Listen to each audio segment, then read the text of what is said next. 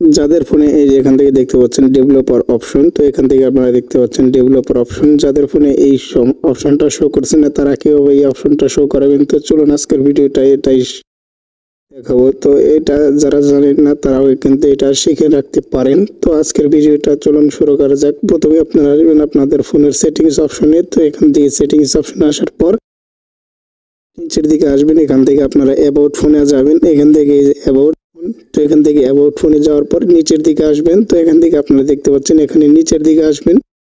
তো নিচের দিকে আসার পরে এই যে এখান থেকে আপনারা দেখতে পাচ্ছেন সফটওয়্যার ভার্সন। তো এখান থেকে দেখতে পাচ্ছেন এই সফটওয়্যার ভার্সনের উপর আপনারা ক্লিক করতে থাকবেন।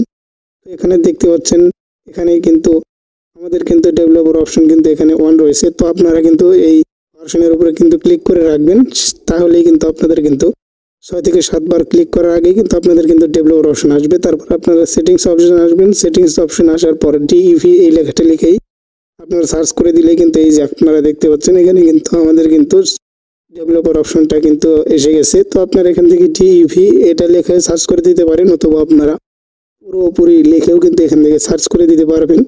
তো আজকের ভিডিওটা এই পর্যন্ত। যদি ভিডিওটা ভালো লেগে থাকে তাহলে আমাদের ফেসবুক পেজে এবং ইউটিউব চ্যানেলটিকে ফলো এবং সাবস্ক্রাইব করে রাখবেন।